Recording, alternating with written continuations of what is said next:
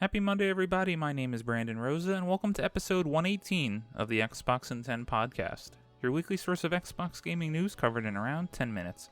Every Monday, this podcast covers new game releases, the previous week's gaming news, and we all earn an Xbox-related fun fact together.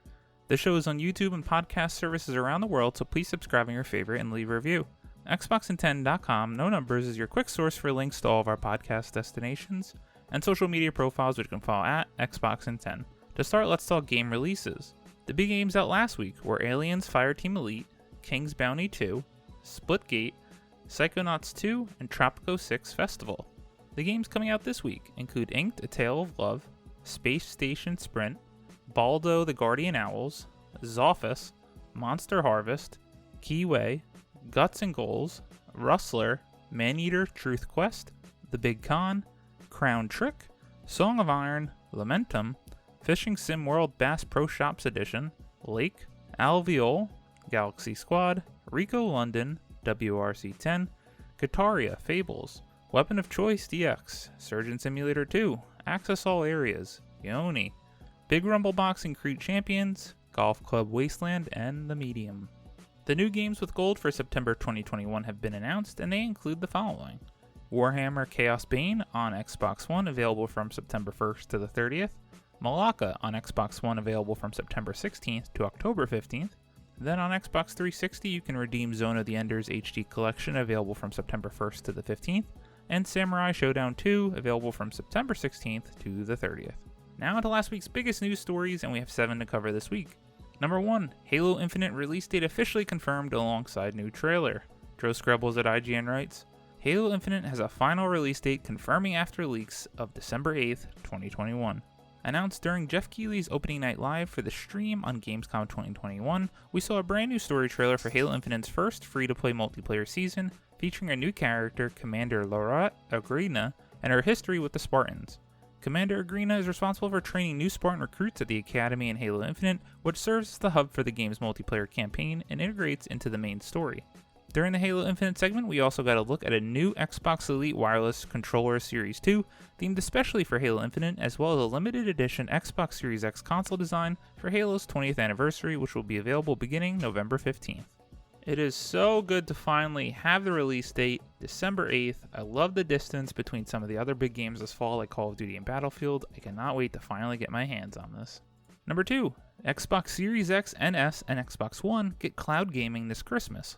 Wesley Inpool at Eurogamer writes, Xbox Series X and S and Xbox One get cloud gaming this Christmas, Microsoft has announced. During its Gamescom 2021 Xbox stream, Microsoft said Xbox Game Pass Ultimate members will get access to over 100 games from the cloud on the consoles.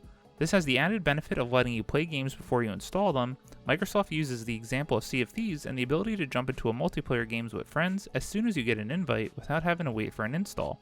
Cloud gaming also means Gen 9 only Xbox games, what Microsoft calls our current gen games, such as Microsoft Flight Simulator and The Medium, are playable on the last gen Xbox One via the cloud. Cloud gaming on Xbox consoles support up to 1080p and 60 frames per second, quote, to ensure the highest quality experience across the broadest set of devices, end quote, Microsoft added, which is currently the same performance Xbox Cloud Gaming currently offers across PCs, phones, and tablets. What an awesome announcement that was hidden in a terrible Xbox Gamescom stream. What an awesome story and feature that you can play next-gen games on an old Xbox One system.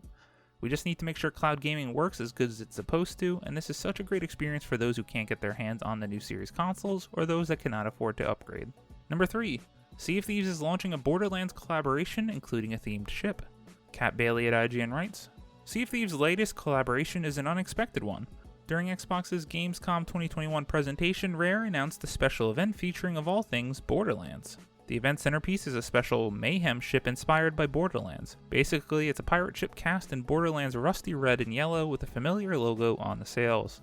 It's not the most obvious collaboration given that Borderlands' brand of post-apocalyptic sci-fi is the diametric opposite of Sea of Thieves' pirate fantasy, but they have a similar sense of humor, so the two might not be as far removed as one might suppose. In any event, Sea of Thieves has found plenty of success with its collaborations of late, particularly its Pirates of Caribbean event featuring Jack Sparrow. We'll see if it can replicate that success with the Mayhem event, which runs from August 24th to September 7th. Certainly not an event that intrigues me as much as the Jack Sparrow one did, but it's cool to see the collaborations venture out into other publishers such as 2K with the Borderlands franchise. Number 4, Microsoft Flight Simulator gets a competitive racing mode later this year. Matt Kim at IGN writes, a competitive racing mode is coming to Microsoft Flight Simulator later this fall as part of a partnership with Reno Air Race. Several high-speed planes will be coming to Microsoft Flight Simulator that you'll be able to pilot head-to-head against your friends. The racing series is based on the Reno Air Races, a multi-day race series that includes races in 6 different plane classes. Flight Simulator is a realistic flight sim, and for the most part, it's a game for plane enthusiasts looking to take a plane and travel to a distant land. But with the upcoming racing mode, Flight Simulator offers something for more competitive players who are interested in more than just sightseeing. It's cool to see Microsoft Flight Simulator try to attract another crowd, those that don't just want the sim game. This game is just, to me, one of those commitments to excellence, as it's so gorgeous, runs so good on a console, and I can't believe that you can go and take a plane anywhere you want in the world and it looks as good as it does. Truly magical, and nice to see them try to attract more of an audience. Number 5, Destiny 2 The Witch Queen offers the game's biggest expansion in years on February 22nd. Chaim Gattenberg at The Verge writes, Bungie has officially taken the wraps off the next major expansion for Destiny 2 The Witch Queen, which will continue the story of the sci-fi space series and see players finally face off against Savathun, the titular Witch Queen.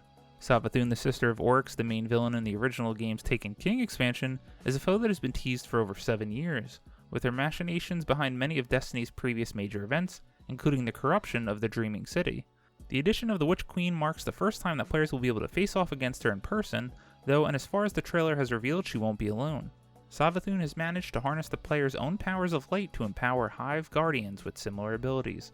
The expansion will also feature a new location, Savathun's Throne World, along with a new campaign, weapons, armor, and of course, one of Destiny's hallmark raids.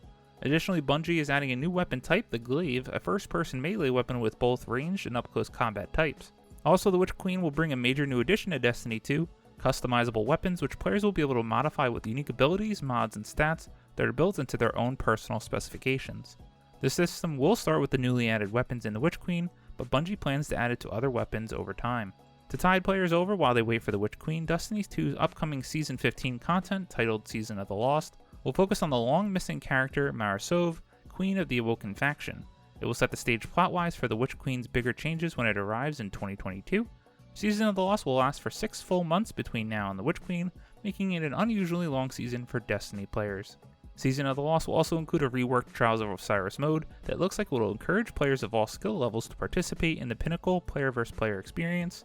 The reworked Trials of Osiris mode will also see that soft launch of Bungie's new anti-cheat system software when it arrives on September 10th. Bungie is also launching crossplay today as part of the Season of the Lost, allowing Xbox, PlayStation, PC, and Stadia players to finally be able to play together for the first time in Destiny history. So much awesome Destiny 2 news, and there's more to read about for this coming season and the Witch Queen if you're interested. I can't believe how nostalgic I am for the Destiny franchise. I used to be addicted on the first game and the second game early on, and I really need to get back to that. I need to find some free time to get back with my friends and start that grind. Number 6. Saints Row Reboot officially announced at Gamescom, release date revealed. Roland Bishop at Comic Book Gaming writes, as part of Gamescom Opening Night Live, Deep Silver and Deep Silver Volition have officially announced Saints Row, a new reboot for the franchise set in the fictional city of Santo Lesso, in the American Southwest. The announcement trailer revealed that an all-new group called the Saints, forming and trying to make their own mark in a new area. Here's how Deep Silver describes the new Saints Row. Quote, as the future boss with Nina, Kevin, and Eli by your side, you'll form the Saints, and take on Los Panteros, the Idols, and Marshall as you build your empire across the streets of Santo Lesso and battle for control of the city. Ultimately, Saints Row is the story of a startup company. It's just that business the Saints are and happens to be in the crime. End quote. As noted, the new Saints Row is officially set to release for PlayStation 5, PS4, Series X and S, Xbox One, and PC via the Epic Games Store on February 25th, 2022. I gotta admit, it seemed like such a ripoff of Grand Theft Auto back in the day when I played the original game, but it still had such magic to it. I'm excited to give this reboot a chance as I never played another one past number 1, and it looks like the game actually runs and plays pretty well. They did have a little tease for the gameplay, so I'm excited to see more. Number 7, Marvel's Midnight Suns announcement trailer confirms March 2022 release. Heidi Nicholas at True Achievements writes, Gamescom 2021's Opening Night Live gave us a look at Marvel's Midnight Suns, a tactical RPG set in the darker side of the Marvel Universe, and confirmed a March 22 release window. Quote, when hell awakens, only they can stop it. Rise up and join a darker order of heroes to defeat Lilith before the Darkhold is complete in this tactical RPG set in the darker side of the Marvel Universe, end quote. Opening Night Live host Jeff Keighley spoke to Firaxis Jake Solomon, who confirmed that the character we saw resurrected in the trailer is the Hunter, a new customizable superhero designed with Marvel who will lead a team against Lilith, Mother of Demons. We'll get a look at gameplay on September 1st. The Marvel Sun site is up now with a countdown to the gameplay reveal. We don't have a specific release date yet, but Marvel's Midnight Suns is set to launch sometime in March 2022. As a huge MCU fan, this trailer absolutely slapped. Go watch it, the song is amazing. I can't believe a good cover of a Metallica song made me feel that way. I cannot wait to get my hands on this game and see more of it. I'm not usually into tactical RPGs, but funny enough, Mario vs. Rabbids is one that got me hooked. As always, we end our show with a fun fact about Xbox, and this one is going to be about how Halo originally started. Credit to Lance Cartelli at GameSpot. Halo wasn't originally a shooting game. It was originally conceived as a real-time strategy game set in the same vein as Command & Conquer and Warcraft. Gamers would still control Spartan units, but not as a first-person shooter. You have to imagine that there's a world in which Xbox doesn't continue to exist this day if this game wasn't a shooter and was such a landmark success on the original Xbox. Had it been a game like Command & Conquer and Warcraft, who knows where we'd be now and if this podcast would even exist. Thank you all for listening to the Xbox in 10 podcast, your weekly source of Xbox gaming news covered in around 10 minutes. If you like the show, please subscribe to your favorite podcast service, share with your friends, leave a review, and follow on all social media at Xbox in 10. This past week I've had very little time to play any games as I was doing some moving and hurt myself in the process. Just a heads up as well, I am recording this podcast on Thursday, so if there's any groundbreaking news on Friday, as I'm going away for the weekend, we will include it on next week's show. My name is Brandon Rosa, you can follow me on Xbox at Brosa93. Hope you all have a great week, stay safe, and keep on gaming.